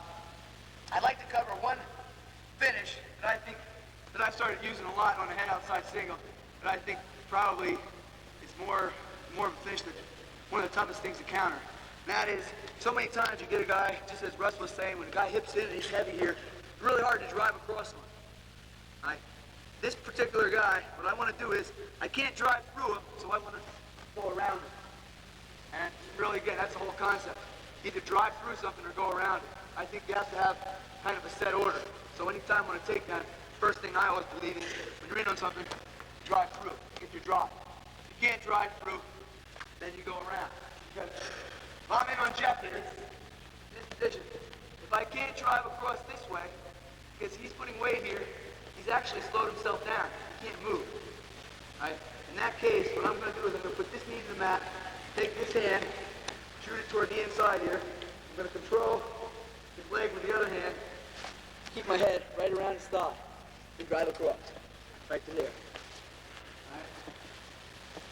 Now, different opponents will look different ways. Basically, come in here, and I'm trying to drive across. As you can see, he beat me on that. I can't drive. Right? But yet, I'm not in a position where I want to really take him here. I'm driving this way. I'm going to shoot this hand here. It's real important. As I shoot this hand in, what's going to happen is my shoulder's going to go from the inside, Jeff's thigh, to the outside. It's going to go from here to here. So position like this, when my head's driving here, it's going to change. This knee's going down. This hand's coming here, right to here. In this position here, I'm just going to continue to drive, and I'm going to pull my arms in two different ways. So you turn around a second. Now this looks like it's illegal, but I've never seen the ref ever call it. But the leg won't really go this way. One hand comes around and covers his laces, my fingers. My forearm covers his heel. I twist this way, and I pull this hand with my elbow in here, this way here. So here. And it's just a matter of drive. Again, you always keep the weight over that way, right there. A lot of times what will happen, I will end up here, finish there. But in here, try to drive, right here, coming across there. I think probably that particular takedown, that particular finish to the single will work best on a guy that's pretty stable. The guy that does leave one leg because he wants to counter it. Usually he's pretty good at countering it. So if you go in here and you try to drive on him, you can't do it. You almost can tell that when you hit it, just get around on it. So it's the kind of guy that I think it teaches that concept. You either have to drive across first. If you can't drive across, and the guy's heavy on you, he's coming down low, then you go around it. Okay, are there any questions on head outside situations? I know it's kind of brief to go over. There's so many different things you can do with them. Again, I'd like to just emphasize the important thing about any head outside position is the setup. Whether a guy does an inside step or whether he does an outside step. All right, the important thing is the setup. I either have to get Jeff moving this way, I either have to move Jeff's body or turn it, or I have to get out here to get an angle. That's the key to it.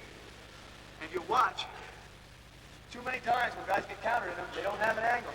They'll hit it right from here. It's too hard to do from there. If I move this way to try to get an angle here, and I always believe in circling on a head outside. If I'm going to penetrate inside with an inside step, I circle toward the leg, going That gives me an angle here.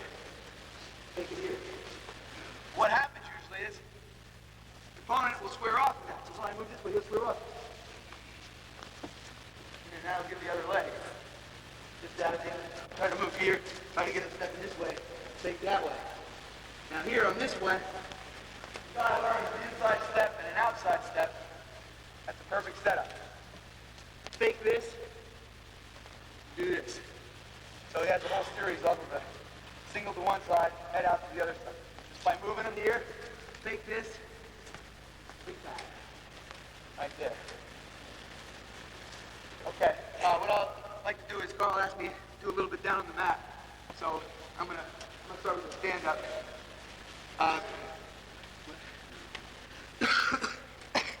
Excuse me, a little bit of cold.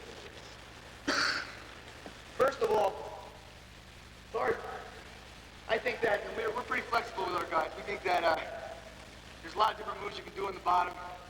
Give them a lot of opportunity to try different things, do what they want, and they can do anything they want as first move, as long as it's a stand-up. No, not really. We have all different types of guys.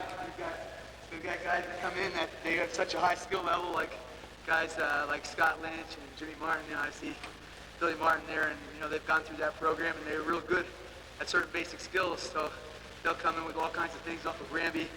We just try to add to what is good for them.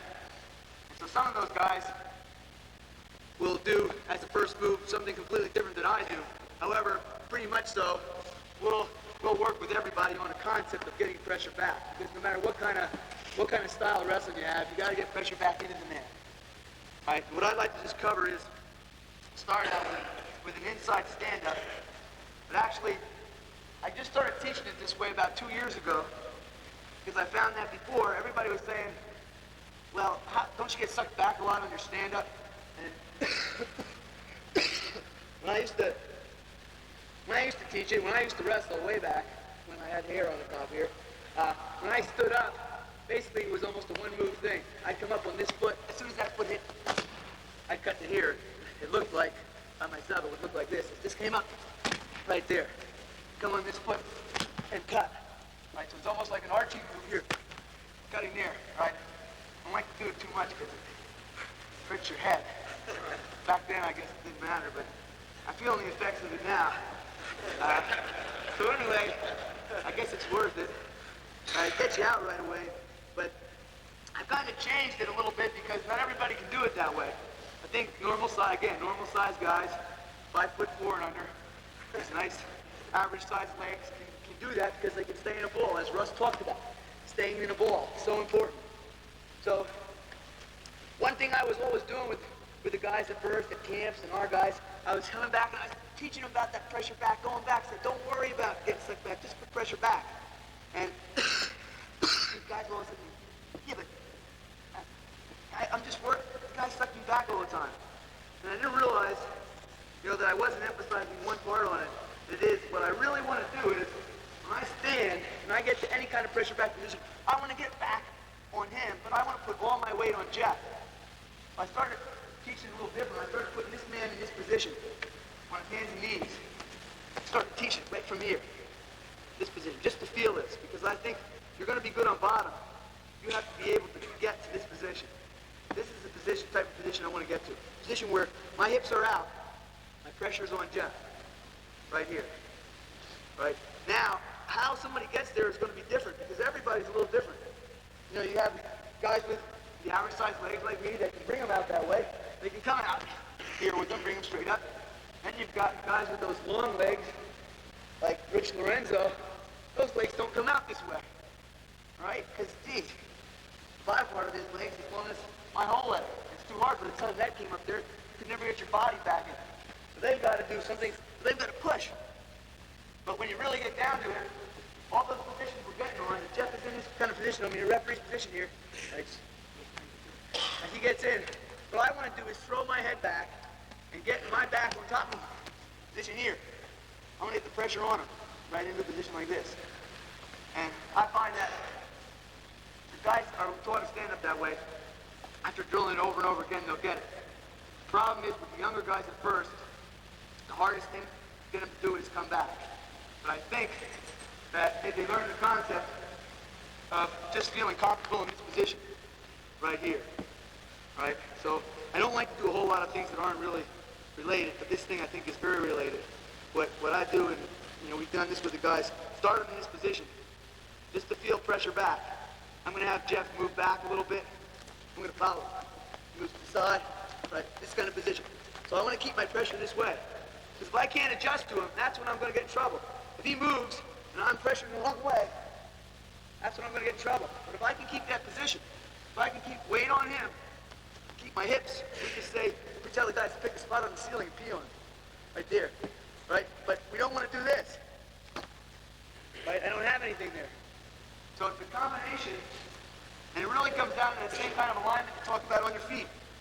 You have a staggered stance, you're pretty good moving all ways, all directions. Same kind of thing here.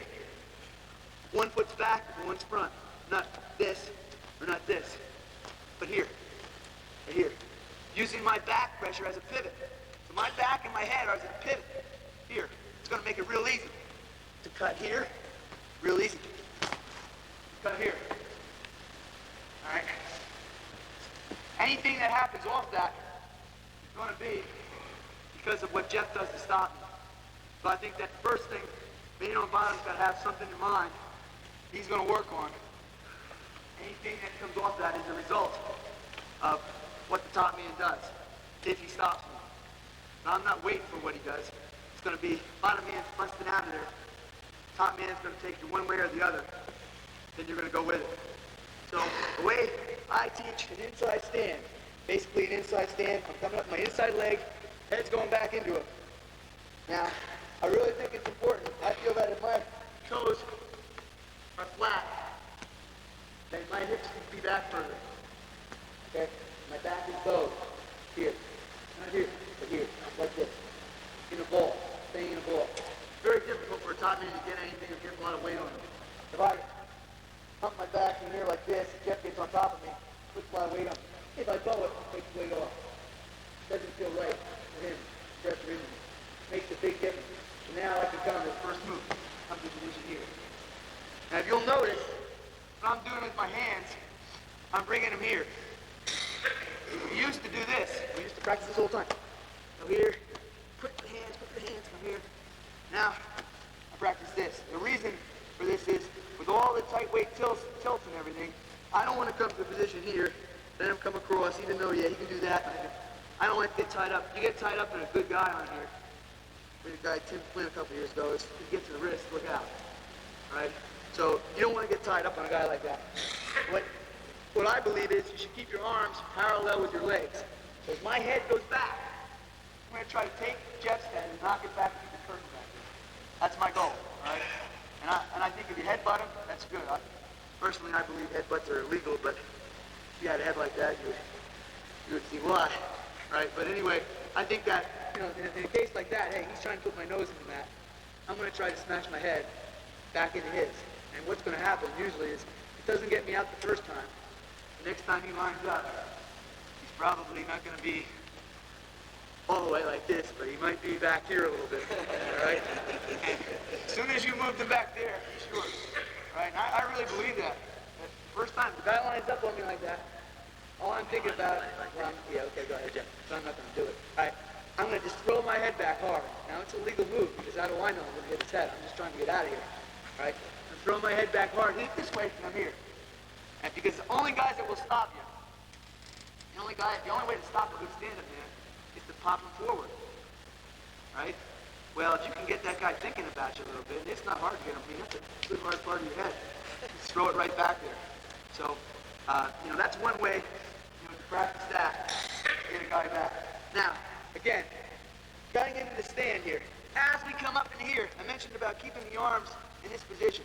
The reason I like to keep the arms parallel, again, I said, even though I know if guys do it right, they keep their elbow in, fine. They wouldn't have any trouble. They can come here, they can try to get hand control. Usually what will happen is I block him off on the inside, he'll come outside. 2-on-1. All right? Now, if I drive into him and he's driving into me, I'm standing to my feet, and I can cut. Right? There's no problem with that theoretically. No, it looks good. So if we were practicing it, Jeff was driving into me, I was standing up here, come here, like that. It looks fine. generally what happens a lot of times, if guys are fighting so much with these hands, just one slip up by me gives him this. It's just too easy to give up back points there on a quick tilt.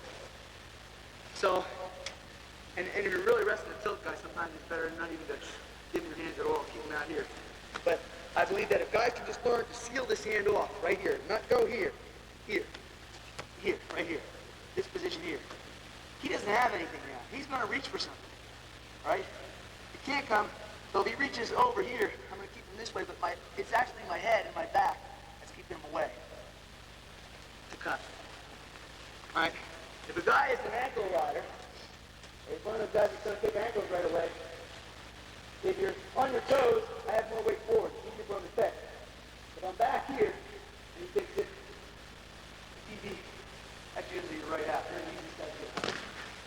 Now, one thing that I think is the hardest thing to stop, as far as the first move of this, is what I call a cut out or hip ice. We just come in here, hip ice in that way. I like to just teach that the same way we did before. Put this man on his all fours, put this person in this position, okay, at an angle to him, my back on top of him right here. Keep it heavy, right on this shoulder. All right, so Jeff's weight, Jeff's body, his arm here is supporting all my weight. I'm going to shoot this leg out as I do, front of my right hip. It's going to hit the mat right where my foot was. Right there. Now, it's hard enough to get the guys on our team to do this, but after a while, they start to get it. After months and months, usually it takes a lot longer than that for guys at camps and things, because what they want to do all the time right away is go like this, turn that way. It's got to be cut. You got to cut to that hip right here. So they keep your arm in, cut. Then do the same thing. Put him in this position. No, let's just start. If Jeff was like this, put him right here. Now I'll put this hand up here. It's the next progression. Right from here, it's the same thing. Notice this foot's back, that one's up. Right, I'm never here, never here. Now this one, I'm going to try to dislocate his elbow. I'm going to come down hard here as this hip goes. Right there. Right. Of course, your partner knows you're doing it, so he's probably going to release that a little bit. If he gets his arm caught across here, it can hurt. Right, so his arm's bent. Coming here, right there. Then the next progression is to come from a position here on your stand, exploding back into the man. Right, so I'm just exploding back up.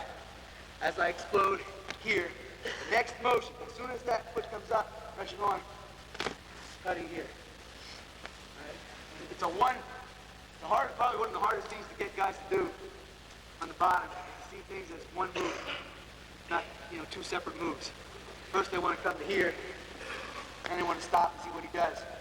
Do that on anybody good, it's too late. So it's kind of, I've got to have already in my mind, as soon as this leg comes up, I'm cutting. As soon as I come up here, cutting there. But the whole most important part of the move is first getting pressure back into him. If I can pop back into Jeff on the whistle and get that pressure there, either I'm going to be able to cut right away, or the only way he's going to stop me is to drive into me. And if he does, he's going to drive me to my feet, or he's going to chop this arm. And then you're out anyway. So you're forcing him to make a move. And as I said, I think that on the younger levels, it's probably one of the hardest things to teach. But I think it's one of the most important techniques there is. Okay, I know that was kind of quick to cover those things. They normally would take a lot of time. So we have about 5 minutes left. Are there any questions on any of that?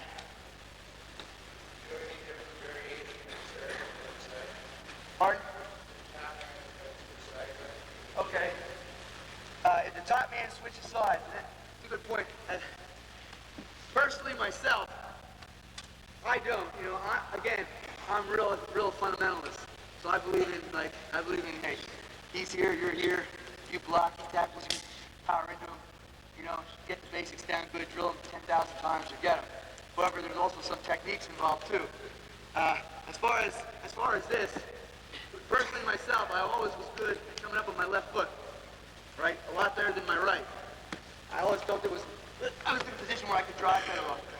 So when a guy switches over on me, I don't really care, myself. And I teach it this way, that to have guys do whatever they feel comfortable with. If they're coming up on one leg and they feel real strong with it, they can come up on that same leg. The only difference is now, actually, it's an outside stand-up. Problem, the one negative thing about an outside stand-up is he's on that side. It's easy for him to chop me this way. So what you've got to do is, again, you've got to make sure that you stay square with him, right? So when I come up on this one, he's on the opposite side, I'm going to rotate more out this way. Now he can't chop me over that way. He can't bring me to push me on this. So it's real important. That's something that I did really emphasize when he was on this side. Whenever you stand up, you want to come back straight into the man, whichever way he's going. So if Jeff is behind me, all the way behind me, my stand-up's almost going to be straight in front, right here. Because his drive is going to be this way, all right? So it's easy for me to stand here. If he drives into me, he's going to stand me to my feet. If Jeff moves up more to the top, it's probably a spiral ride man or something like that, right? So he's probably coming here, trying to rotate me. Well, if he's going to do this, I can't stand the same way. I can't do this. Here, I have nothing there. I've got to rotate on my stand. Right here. I'm coming up square with him. Always the same line he is. All right, and that's the key to it. So once a guy learns that, the guy can switch to the other side so he can get set in his mind. He doesn't have to worry about, oh no, he's getting on the other side. What should I do now? Then they'll usually wait. By that time, they wait once, guy chops him down, never get back up. Instead, he gets on this side. All I know is now, Jeff's right about this line. I feel his head. He's going this way. I'm going to stand up here. Right here. And see, I'm overemphasizing this so that he doesn't chop me this way. All right? So now, last time, remembered, when he was on this side, I cut. He was here, and I came in. I cut this way. If I feel comfortable cutting that way, I do the same thing. Just like a turn in. Even though it's easier to follow, but if a guy feels comfortable cutting that way, I can probably cut it. If I've done it 1,000 times, I've done it more times than he's practiced countering. All right, so it ought to work for him. I think that's real important. Okay. I also think that when we're talking about the stand-ups and everything, that pressure back into this man, right? The guy should not think about coming up to his feet on a stand-up. I think that when you have a guy and he's fighting a lot of stand-ups from up here, he's probably doing something wrong. Right? Personally, I think he's in an advantage here. I don't like to be in this position. I want him down on his knees. I want to be on my feet. I want him on his knees. That's where we started. I want to get him there. I want to be here. So I feel that if guys in this position and you find your guys fighting a lot in here, working this, how's it? Personally, I don't teach a whole lot of things from there because I think if this guy's good, he's got an advantage. Except trying to stay low and don't go airborne. Right? But as far as, breaking the hands and this, pretty tough. Shouldn't be up there. So if he's getting beaten up there, it starts with what he's doing here. He should get pressure back, keep him on his knees, he stay on his feet, but you notice I'm at a low level. I would like to complete the stand-up at this level, right here. Now if he drives into me, okay, I'm still keeping here, this position. Perfect time to re-attack. But it should stay at a low level. Okay? Anything else? Yes. Okay. Oh man, wrong way. Not me. If you have somebody that has longer legs, and when I first started coaching, I always said, hey, I'm going to teach everybody to do a stand-up and everybody to do a duck under and blah, blah, blah. And then after the first year, you change a little bit, second year, a little bit more. And now I realize that there are some guys that have trouble doing that kind of stand-up I just showed. So what we do with taller guys is, most of the time I feel that they've got to rotate their legs out this way first, or push back. Now Coach Lorenzo, our head coach, is just real good at pushing back because he's one of those abnormally sized guys with those long legs. So he can push his body back. And the thing about him is, they've got long arms. So when they push back with their arms and push their hips back into the guy, all the weight is on them. Right? A lot of times you'll see heavyweights stand up, push back this way.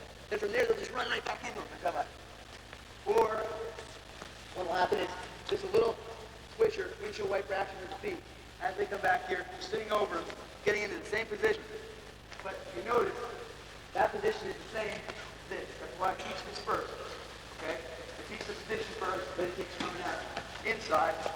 then we switch it out to here. But it's kind of a push, and what they got to do is, one key on that is that when they switch their feet out here, they don't get weight forward. Right away, it's still weight back on them. Switch to here. Put my hands power in that type of position. Right, and actually, getting on that, probably one of the biggest problems is, I know at the young levels especially, 90% of the stand-ups are stopped because this guy near arm chops. So a guy starts to stand, he chops here. That's when I teach an outside leg up, hip ice motion. The way we teach that is, you can start it right from this position. Jeff is pressuring me hard here.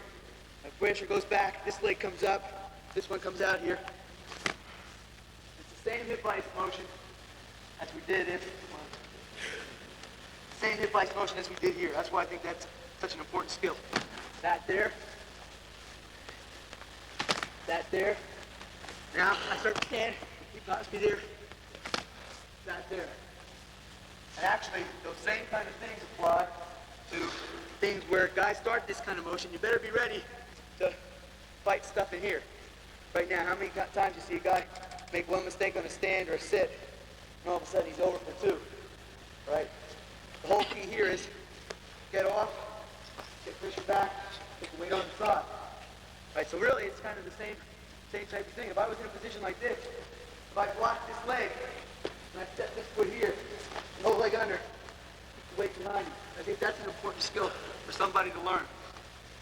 All right, as you see, if Jeff's in a crab ride position on me, or a tilt position, if I just push right straight back on him, let him take me to the side, he's going to tilt me. Right? But if I can block far leg, keep my hands inside, not do this, block here, get to one side. Now, some people do this. Instead, I like to do this. I like to highlight this so that I step way over. Sometimes if I do this, good leg, and we can come back over here.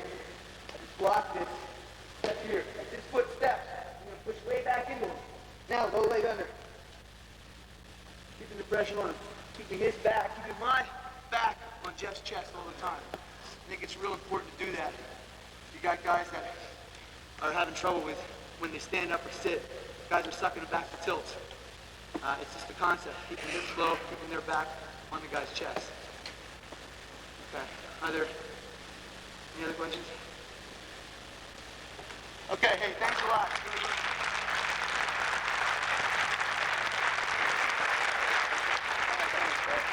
Thanks for coming. That's it. Well, that was the best time you could say at this point.